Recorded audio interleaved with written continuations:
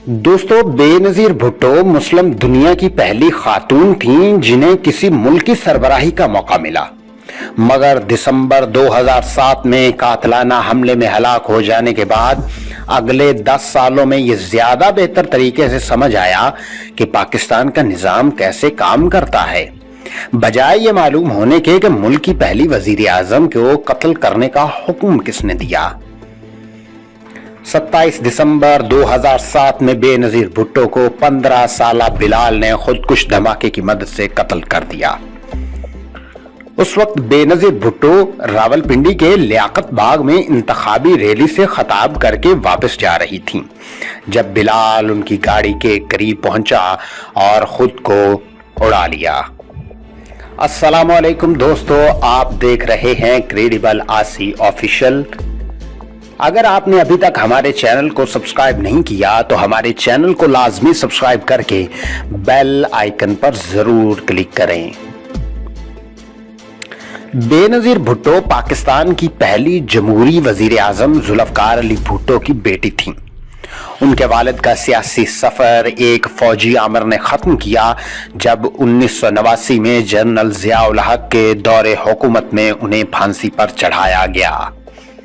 बेनजीर भुट्टो उसके बाद 2 मरतबा पाकिस्तान की वजीर आजम बनी, लेकिन मुल्क की फौज ने कभी भी उन पर एतबार नहीं किया और करप्शन के इल्जामात की मदद से उन्हें हुकूमत से निकाल बाहर किया।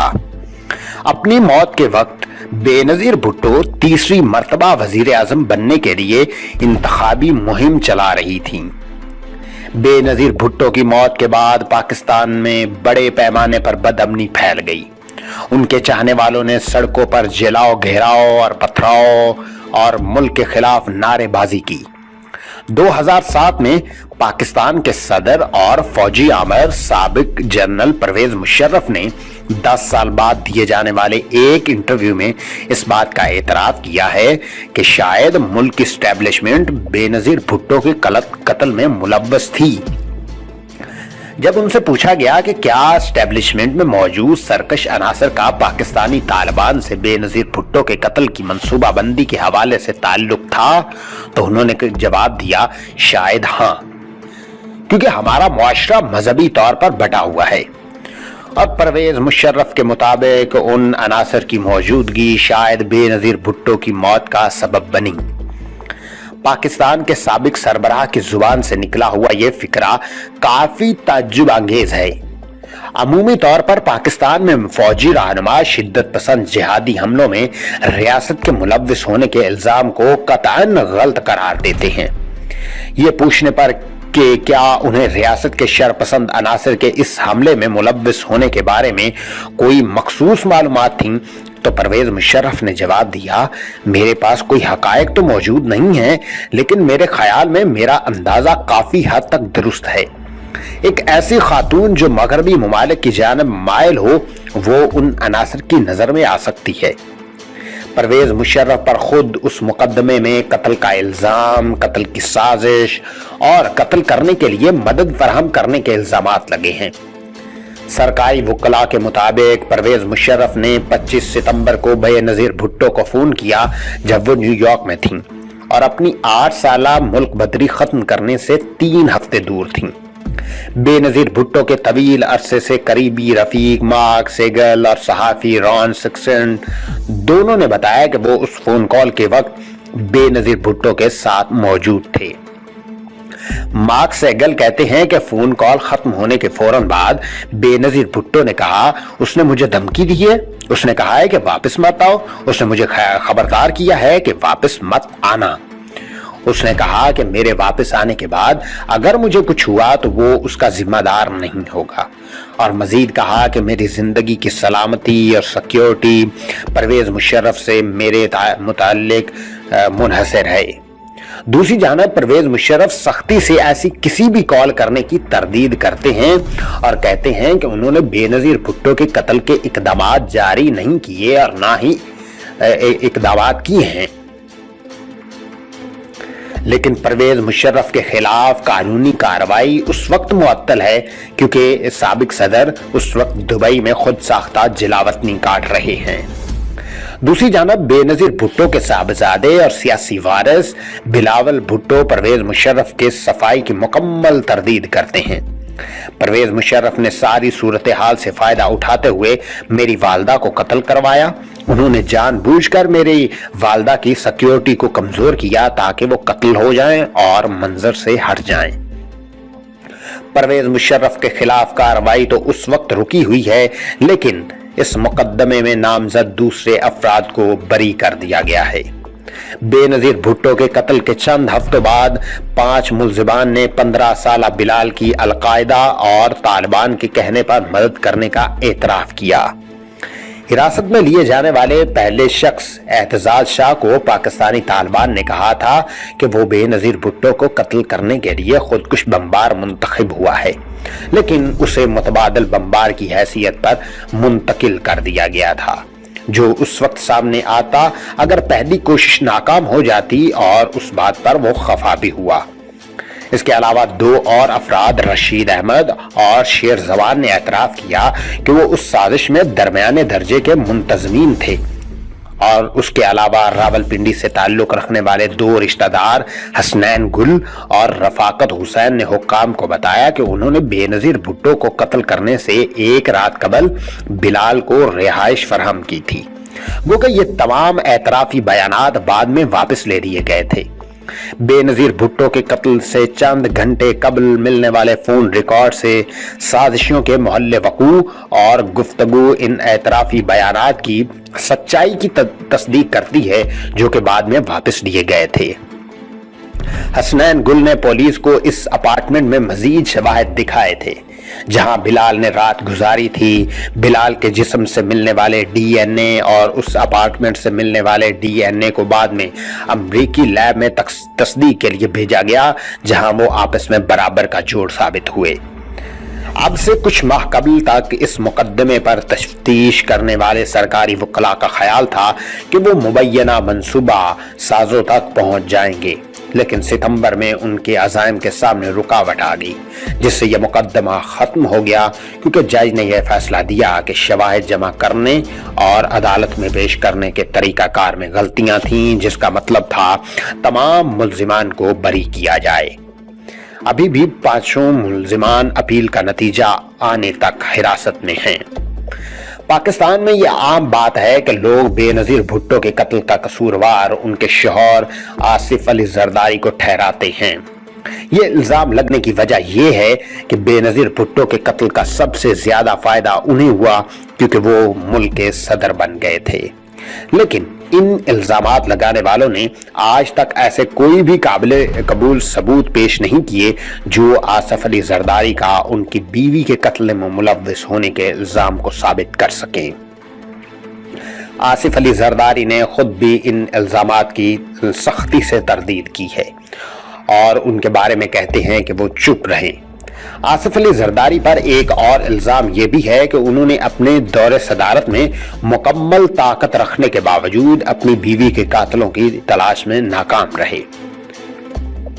मुतअद्दिद खुफिया दस्तावेजात ये कहती हैं कि पुलिस की जानिब से की गई तफ्तीश इतनी खराब तरीके से की गई थी कि ऐसा लगता था कि पुलिस वाले निचले दर्जे के कारकुनान की गिरफ्तारी के बाद असल सरगना या उनके गिरोह को ढूंढना ही नहीं चाहते। पुलिस को तफ्तीश में कोताहियां 18 अक्टूबर 2007 को बेनजीर भुट्टो पर होने वाले कातलाना हमले के बाद काफी अयां हुई थी। इस वाक़े में 2 खुदकुश बमबारों ने बेनजीर भुट्टो के कराची एयरपोर्ट से शहर आने वाले काफिले पर हमला किया, जिसमें 150 से ज्यादा अफराद हलाक हुए और ये पाकिस्तान में होने वाले दहशतगर्दी के वाकयात में सबसे बड़े वाकयात में से एक शुमार किया जाता है। पुलिस की इस हमले में तफ्तीश इतनी नीमदिली से की गई कि खुदकुश बमबारों की कभी भी शनाख्त न हो सकी। उस तफ्तीश के सरबराह सऊद मिर्जा थे, जो एक शख्स की कहानी बताते हैं। वो कराची में रिहाइश पजीर अफ्रीकी बरादरी से ताल्लुक रखता है। खुदकुश बमबारों की शनाख्त के हसूल में ये अहम इत्तला कभी भी आम आवाम के सामने पेश नहीं की गई। سابق صدر آصف علی زرداری پولیس پر کی جانے والی تنقید کے جواب میں کہتے ہیں کہ انہوں نے سکاٹ یارڈ سے اپنی بیوی کے قتل کی تفتیش کی مدد لی تھی اور ساتھ ساتھ اقوام متحدہ سے تفتیشی کمیشن بھی بنوایا تھا جس نے بے نظیر بھٹو کے قتل اور اس سے پہلے کے حالات اور عوامل کا جائزہ لیا تھا، لیکن اس انکوائری کمیشن کی جانب سے کہا گیا کہ تفتیش کے دوران ان کی راہ میں بار بار روڑے اٹکائے گئے اور یہ رکاوٹیں صرف فوج کی جانب سے نہیں بلکہ صدر آصف علی زرداری کے وزراء کی جانب سے بھی کھڑی کی گئیں۔ انکوائری کمیشن کے سربراہ نے بتایا کہ اسٹیبلشمنٹ سے تعلق رکھنے والے بہت سے افراد تھے جن سے ہمیں انٹرویو کرنا تھا لیکن انہوں نے انکار کر دیا۔ تفتیش میں پیش قدمی ہونے کے باوجود حکومت کی جانب سے ان کو فراہم کیا ہوا حفاظتی مکان بھی واپس لے دیا گیا اور ان کی حفاظت پر معمور سیکیورٹی اہلکاروں کو بھی ڈیوٹی سے ہٹا دیا گیا۔ اس بات میں قطعی طور پر کوئی شک نہیں کہ بے نظیر بھٹو کے قتل کے عوامل ڈھونڈنے کے عمل کو روکا گیا۔ بے نظیر بھٹو قتل کیس سے منسلک اموات میں سے ایک انتہائی اہم موت خالد شہنشاہ کی تھی جو کہ سابق وزیر اعظم کے سیکیورٹی گارڈ میں سے ایک تھے۔ خالد شہنشاہ بے نظیر بھٹو پر ہونے والے حملے کے دن ان سے محض چند فٹ کے فاصلے پر تھے جب وہ راولپنڈی کے لیاقت باغ میں اپنی تقریر ختم کر رہی تھی۔ اس دن کی ملنے والی ویڈیو فوٹیج میں دیکھا جا سکتا ہے کہ خالد شہنشاہ نے کچھ عجیب و غریب حرکات کی تھیں جن کا کوئی جواز نہیں تھا اور نہ ہی کسی نے ان کی تسلی بخش وضاحت کی تھی۔ اس فوٹیج میں دیکھا جا سکتا ہے کہ خالد شہنشاہ کا سر تو اپنی جگہ ساکن تھا لیکن انہوں نے اپنی آنکھیں بے نظیر بھٹو کی جانب گھمائیں اور ساتھ ساتھ اپنی انگلیوں سے گلا کاٹنے کا اشارہ بنایا۔ یہ فوٹیج سامنے آنے کے بعد وائرل ہو گئی اور اس کے چند ماہ بعد 22 جولائی 2008 کو انہیں کراچی میں اپنے گھر کے باہر قتل کر دیا گیا۔ دوسرے اہم ہلاک ہونے والے شخص تفتیش پر مامور سرکاری وکیل چودھری ذوالفقار تھے۔ ان کی ساکھ بحیثیت نہایت قابل اور مستقل مزاج وکیل کے طور پر تھی اور انہوں نے اپنے دوستوں کو بتایا کہ وہ بے نظیر بھٹو کے قتل کیس میں کافی پیش قدمی حاصل کرنے میں کامیاب ہو رہے ہیں۔ 3 مئی 2013 کو اسلام آباد میں وہ عدالت جا رہے تھے جب انہیں گولی مار کر ہلاک کر دیا گیا، اور تیسرا شخص وہ ہے جس کے بارے میں کہا جاتا ہے کہ اسے مار دیا ہے لیکن وہ در حقیقت ابھی زندہ ہے۔ مبینہ سازشوں نے اپنے اعترافی بیان میں کہا کہ بے نظیر بھٹو پر حملہ والے دن ایک اور خودکش بمبار اکرام اللہ بلال کے ہمراہ تھا، کیونکہ بلال اپنے مقصد میں کامیاب ہو گیا تھا تو اکرام اللہ کی ضرورت نہیں پیش آئی اور وہ وہاں سے چلا گیا۔ سالوں تک پاکستانی حکام کہتے ہیں کہ اکرام اللہ کو ڈرون حملے میں ہلاک کیا جا چکا ہے۔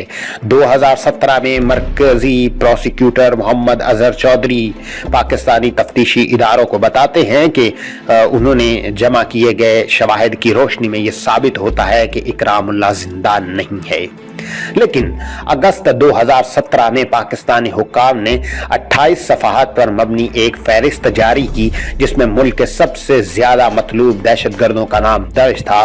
اس فہرست میں 9 نمبر پر درج نام جنوبی وزیرستان کے رہائشی اکرام اللہ کا تھا اور ان کے نام کے آگے درج تھا کہ وہ بے نظیر بھٹو کے قتل میں ملوث ہے۔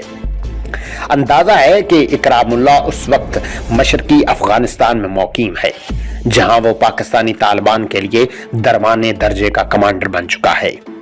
گزشتہ 10 سالوں میں اب تک بے نظیر بھٹو کے قتل کیس میں صرف 2 پولیس اہلکاروں کو سزا ہوئی ہے جنہوں نے جائے قتل کو دھو دینے کا حکم جاری کیا تھا۔